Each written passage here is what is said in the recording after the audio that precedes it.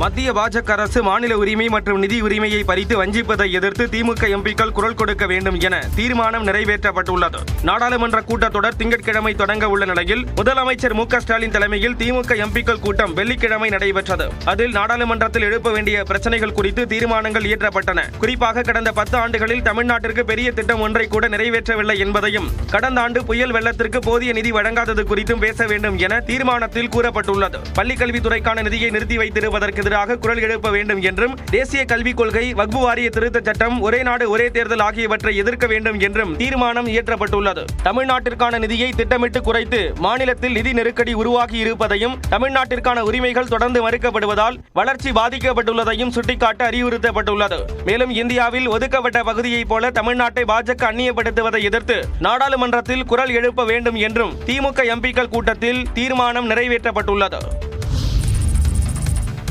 சட்டப்பேரவை தேர்தலில் ஒரு தொகுதியை கூட இழக்கக்கூடாது என்ற இலக்குடன் பணியாற்ற வேண்டும் என திமுக எம்பிக்களுக்கு முதலமைச்சரும் திமுக தலைவருமான மு.க. ஸ்டாலின் அறிவுறுத்தியுள்ளார். வெள்ளிக்கிழமை நடைபெற்ற திமுக எம்பிக்கள் கூட்டத்தில் உரையாற்றிய அவர், புதிய திட்டங்களை தமிழ்நாட்டுக்கு கொண்டுவர முயற்சி செய்ய வேண்டும் என்றும், நாடாளுமன்றத்தில் மென்மையாக அல்லாமல் கடுமையாக பேச வேண்டும் என்றும் கூறினார்.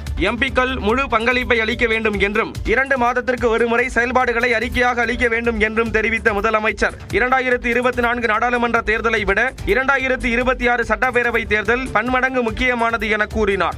நாடாளுமன்ற தொகுதிக்குள் இருக்கும் 6 சட்டமன்ற தொகுதிகளிலும் வெற்றி பெறுவதுதான் இலக்காக இருக்க வேண்டும் என எம்பிக்களுக்கு அறிவுறுத்திய முதலமைச்சர் ஸ்டாலின், ஒரு தொகுதியை கூட இழக்கக்கூடாது என்ற இலக்குடன் செயல்பட வேண்டும் என அறிவுறுத்தினார். எம்பிக்களின் செயல்பாடு சிறப்பாக இருந்தால் திமுகவின் வெற்றி இன்னும் எளிதாக இருக்கும் என்றும் முதலமைச்சர் மு.க. ஸ்டாலின் குறிப்பிட்டார். நெசவாளர்களுக்கு தொழில் வரி விதிக்கக்கூடாது என்று அதிமுக பொதுச் செயலாளர் எடப்பாடி பழனிசாமி வலியுறுத்தியுள்ளார். இது தொடர்பாக அவர் வெளியிட்டுள்ள அறிக்கையில், தமிழ்நாட்டில் நெசவாளர்களின் நிலைமை அதலபாதாளத்துக்கு சென்றுவிட்டதால் பலர் மாற்றுப் பணிகளுக்கு சென்றுவிட்டதாகவும், ஒரு சில நெசவாளர்கள் வீட்டிலேயே ஓரிரு தறிகளை வைத்து குடிசை தொழில் போல் இயங்கி வருவதாகவும் தெரிவித்துள்ளார். இந்நிலையில் சேலம் மாநகராட்சிக்குட்பட்ட பகுதிகளில் நெசவாளர்களின் வீடுகளில் உள்ள தறிக்கூடங்களின் அளவை அளவீடு செய்து சதுரடிக்கு 27 ரூபாய் தொழில் வரி விதிக்க உத்தேசித்துள்ளதாக செய்திகள் வருவதாக குறிப்பிட்டுள்ளார். தமிழ்நாடு முழுவதும் உள்ளாட்சித்துறை அலுவலர்கள் தறிகள் உள்ள இடங்களை கணக்கீடு செய்து வணிக ரீதியில் தொழில் வரி விதிக்கும் முடிவை உடனடியாக நிறுத்த வேண்டும் என்றும் எடப்பாடி பழனிசாமி வலியுறுத்தியுள்ளார். மேலும் கடந்த 42 மாத கால திமுக ஆட்சியில் இதுவரை நெசவாளர்களுக்கு எந்த திட்டத்தின் கீழும் வீடுகள் கட்டித்தரப்படவில்லை என்றும் அவர் குற்றம் சாட்டியுள்ளார். நெசவாளர்களுக்கான மொத்த மானியத் தொகையில் வெறும் 10% மட்டுமே அரசு வழங்கியுள்ளதாகவும், மீதமுள்ள 90% இதுவரை விடுவிக்கவில்லை என்றும் அவர் தெரிவித்துள்ளார். நூலுக்கான வரிகளை முழுமையாக நீக்க வேண்டும் என்றும், கைத்தறி மற்றும் விசைத்தறி மூலம் தயாரிக்கப்படும் ஜவுளிகளுக்கு GST வரி விதிப்பதிலிருந்து விலக்கு பெற்றுத்தர வேண்டும் என்றும் அரசுக்கு எடப்பாடி பழனிசாமி வலியுறுத்தியுள்ளார். தமிழக வெற்றிக் கழகத்தின் முதல் மாநில மாநாட்டிற்கு இடம் கொடுத்த விவசாயிகளை இன்று நேரில் அழைத்து தவிக தலைவர் விஜய் விருந்தளிக்கிறார். தமிழக வெற்றிக் கழகத்தின் முதல் மாநில அரசியல் மாநாடு கடந்த மாதம் 27ஆம் தேதி விக்கிரவாண்டியில் உள்ள வீசாலை கிராமத்தில் நடந்தது. இந்த மாநாட்டில் தமிழ்நாடு முழுவதிலும் இருந்து லட்சக்கணக்கான தவிக தொண்டர்கள் கலந்து கொண்டனர். இந்த மாநாட்டில் விஜயின் பேச்சு தமிழக அரசியலில் பெரும் அதிர்வலைகளை ஏற்படுத்தியது. இந்த நிலையில் மாநாட்டுக்கு நிலம் வழங்கிய சுமார் 40க்கும் மேற்பட்ட விவசாயிகளுக்கு விஜய் இன்று விருந்தளிக்கிறார். பார்க்கிங் மற்றும் மாநாட்டு திடலுக்காக 230 ஏக்கர் நிலம் வரை விவசாயிகள் மற்றும் ரியல் எஸ்டேட் உரிமையாளர்கள் வழங்கியிருந்த நிலையில் அவர்களுக்கு சென்னை பனையூரில் உள்ள தமிழக வெற்றிக் கழகத்தின் அலுவலகத்தில் இன்று விஜய் விருந்து வழங்கி கௌரவிக்கிறார். இந்த நிகழ்ச்சியில் நடிகர் விஜய் தனது கைகளால் உணவு பரிமாற இருப்பதாக தகவல் வெளியாகியுள்ளது. நடிகர் ரஜினிகாந்துடன் தனது எதிர்கால அரசியல் பேசியதாகவும், ஆனால் விஜயின் அரசியல் குறித்து பேசவில்லை என்றும் நாம் தமிழர் கட்சியின் ஒருங்கிணைப்பாளர் சீமான் தெரிவித்துள்ளார். வியாழக்கிழமை இரவு திடீரென்று நாம் தமிழர் கட்சியின் ஒருங்கிணைப்பாளர் சீமான் நடிகர் ரஜினிகாந்தை அவரது போயஸ் தோட்ட இல்லத்தில் சந்தித்து பேசினார். இந்த சந்திப்பு சுமார் 20 நிமிடங்கள் நடைபெற்றதாக கூறப்படுகிறது. இதில் தற்போதைய அரசியல் சூழல் பற்றி இருவரும் விவாதித்ததாகவும் கூறப்படுகிறது. இந்நிலையில் நியூஸ் 18 தமிழ்நாடு தொலைக்காட்சிக்கு பேட்டியளித்த சீமான், ரஜினியுடன் தனது எதிர்கால அரசியல் குறித்து பேசியதாக குறிப்பிட்டார். இன்னைக்கு இருக்கிற நிலைமை என்ன, எதிர்காலத்தில் இந்த அரசியல் போக்கு எப்படி போகும், அது குறித்து தான் பேசிக்கிட்டோம். எந்த மாதிரி போகும், ஒரு கணிப்பு, அவங்களுக்கு ஒரு பார்வை, எனக்கு ஒரு பார்வை, அது எந்த மாதிரி போகும் அப்படின்னு பேசிக்கிட்டோம். நடிகர் ரஜினியிடம் விஜய் பற்றி பேச வேண்டிய அவசியம் எழவில்லை என்றும் சீமான் கூறினார். அது குறித்து ஒன்றும் பெரிய இது இல்லை, அது அப்படி பேசக்கூடிய அளவுக்கு ஒன்றும் இது இல்லை, அது குறித்து பேசலை. ஏன்னா இப்போ தம்பி விஜய் அவர்கள் வந்திருக்காங்க, அதுக்கப்புறம் இன்னும் என்னென்ன நகர்வுகள்னு பார்த்தானே ஒரு பேச முடியும். சும்மா நம்ம எல்லாமே அனுமானத்தில் யூகத்திலேயே பேசிட்டு கூடாது. இப்படி நடக்கும் அப்படி நடக்கும்னு ஒரு சோசியக்காரன் போல சொல்லிட்டு இருக்க முடியாதுல்ல. முன்னதாக செங்கல்பட்டு மாவட்டம் மதுராந்தகத்தில் செய்தியாளர்களிடம் பேசிய சீமான், சங்கி என்றால் நண்பன் என்று குறிப்பிட்டார். சங்கின்னா நண்பன் இருக்கு. நீண்ட நாட்களுக்கு பிறகு ரஜினியை சந்திக்கும் வாய்ப்பு கிடைத்ததாக சீமான் குறிப்பிட்டார். வரும் திங்கட்கிழமை கடலூர், நாகப்பட்டினம் உட்பட 7 மாவட்டங்களில் கனமழைக்கு வாய்ப்பு இருப்பதாகவும், சென்னையில் வரும் 27 மற்றும் 28ஆம் தேதிகளில் கனமழை பெய்யும் என்றும் வானிலை ஆய்வு மையம் கணித்துள்ளது. தெற்கு அந்தமான் கடல் மற்றும் அதனை ஒட்டிய பகுதிகளில் நிலவும் வளிமண்டல மேலடுக்குள்ளது. இது மேற்கு வடமேற்கு திசையில் நகர்ந்து தெற்கு வங்கக்கடலில் காற்றழுத்த தளமாக வலுப்பெறும் என்றும், புதுச்சேரி மற்றும் காரைக்காலில் மிதமான மழை பெய்யும் என்றும் கூறப்பட்டுள்ளது. இதன் தொடர்ச்சியாக வரும் திங்கட்கிழமை கடலூர், மயிலாடுதுறை, நாகப்பட்டினம், திருவாரூர், தஞ்சாவூர், புதுக்கோட்டை, ராமநாதபுரம் மாவட்டங்கள் மற்றும் காரைக்காலில் கனமழைக்கு வாய்ப்பு இருப்பதாக வானிலை ஆய்வு மையம் கணித்துள்ளது. சென்னையை பொறுத்தவரை வானம் ஓரளவு மேகமூட்டத்துடன் காணப்படும் என்றும், நகரின் ஒரு சில பகுதிகளில் அதிகாலை லேசான பனிமூட்டம் இருக்கும் என்றும் கூறப்பட்டுள்ளது.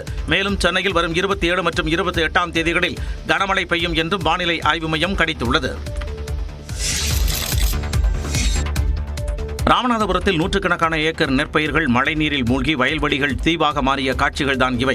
ராமநாதபுரம் மற்றும் சுற்றுவட்டார பகுதிகளில் கடந்த 2 நாட்களாக நெற்பயிர்கள் நீரில் மூழ்கி சேதமடைந்தன. விளை நிலங்களை தெரியாத அளவுக்கு நீர் தேங்கியிருப்பதால் பெரும் இழப்பு ஏற்பட்டுள்ளதாக விவசாயிகள் வேதனை தெரிவித்துள்ளனர். கனமழையால் பாலம் அருகே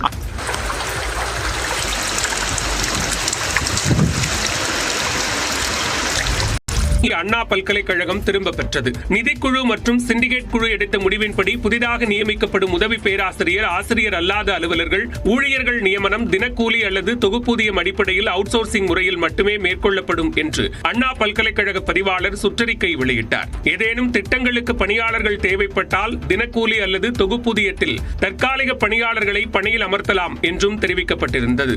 இதற்கு அண்ணா பல்கலைக்கழக ஊழியர்கள், அரசியல் கட்சி தலைவர்கள் மத்தியில் பெரும் எதிர்ப்பு எழுந்தது. இந்நிலையில் அவுட் சோர்சிங் முறையில் பேராசிரியர்களை நியமனம் செய்வது தொடர்பான அறிவிப்பை அண்ணா பல்கலைக்கழகம் திரும்ப பெற்றுள்ளது. சென்னை கடற்கரையிலிருந்து செங்கல்பட்டு வரை இயக்கப்படும் மின்சார ரயில் சேவை வரும் 27 இடையே ரயில்வே பொறியியல் பணிகள் நடைபெற்று வருகின்றன. இதனால் கடற்கரை செங்கல்பட்டு இடையே நாளை காலை 11:50, 12:30, 12:50 மற்றும் மதியம் 1:45 மணி மற்றும் இயக்கப்படும் ரயில்களும் பகுதி அளவில் ரத்து செய்யப்படுகின்றன. இதேபோன்று வரும் திங்கள் முதல் வியாழக்கிழமை வரை சென்னை கடற்கரை செங்கல்பட்டு தவிர தாம்பரம், விழுப்புரம் இடையே நாளை முதல் 28ஆம் தேதி வரை காலை 9:45 மற்றும் மறுமார்க்கத்தில் 40 மணி. சென்னை அருகே புதிய டைடல் பூங்காவை முதலமைச்சர் மு க ஸ்டாலின் திறந்து வைத்தார். சென்னை அருகே பட்டாபிராமில் 330 கோடி ரூபாய் டைடல் பார்க் கட்டப்பட்டது.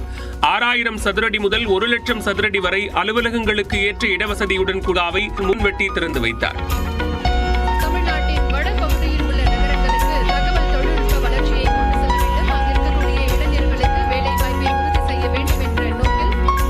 முன்னதாக பட்டாபிராம் ரயில்வே மேம்படி டச்சுக்களிடம் மனுக்களை பெற்றுக் கொண்டார். இன்னைக்கு ஓப்பன் பண்ணதால சரி நான் வாய்ஸ் எனக்கு அதுதான் வேணும்ன்ற ஒரு தாட் இருக்கு. இங்க பார்க்கலாம் அப்படின்னு இருக்கேன். பட்டாபிராம் மற்றும் சுற்றுவட்டார பகுதி இளைஞர்களுக்கு வேலை வாய்ப்பில் முன்னுரிமை அளித்தால் நன்றாக இருக்கும் என்றும் இளைஞர்கள் தெரிவிக்கின்றனர். எங்க இப்போ நல்லா இருக்கும். நாங்க இங்க இருந்து ரொம்ப தூரத்துக்கு போய் பண்றதுல இருந்து இங்கே கிட்ட இருந்தா கொஞ்சம் இதா இருக்கும். ஐடி நிறுவனங்களுக்கு பெயர் போன OM போல பட்டா சுற்றுவட்டார பகுதி வளர்ச்சி அடையும் என்று அப்பகுதி மக்கள் நம்பிக்கை தெரிவிக்கின்றனர். நான் ஒர்க் பண்ணுறது பார்த்தீங்கன்னா சிட்டி தரமணி தாண்டி, ஸோ அங்கேயும் டைடல் பார்க், ராமானுஜம் ஐடி பார்க்லாம் இருக்குது. பட் முதல்ல எங்கள் ஏரியாவில் டைடல் பார்க் வந்திருக்கிறது எனக்கு ரொம்ப சந்தோஷமாக இருக்குது. ஸோ இந்த மாதிரி ஒரு கம்பெனி இங்கே இல்லாதனால இங்கேருந்து எல்லாருமே சிட்டி தாண்டி ரொம்ப தூரம் போய் ஒர்க் பண்ணுறாங்க. டைடல் பூங்கா வேலை வாய்ப்பில் பட்டாபிராம்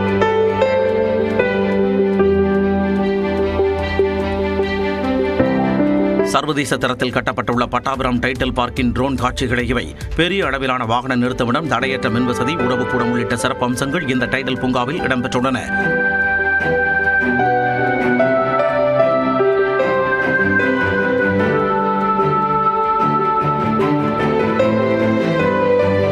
இந்த டைடல் பார்க்கின் மூலம் சுமார் 6000 பேருக்கு நேரடியாக வேலை கிடைக்கும் என்று கூறப்படுகிறது.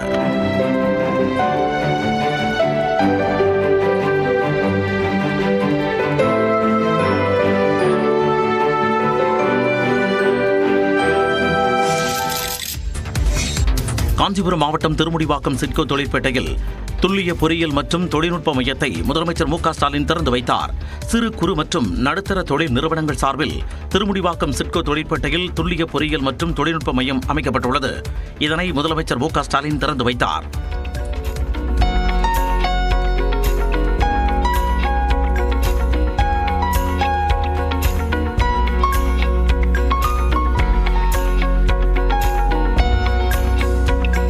₹18,18,00,000 மதிப்பில் அமைக்கப்பட்ட இந்த மையத்தில் பொறியியல் பரிசோதனை கூடம், காப்புரிமை வசதி, மேம்பட்ட பயிற்சிக்கான வசதிகள் இடம்பெற்றுள்ளன.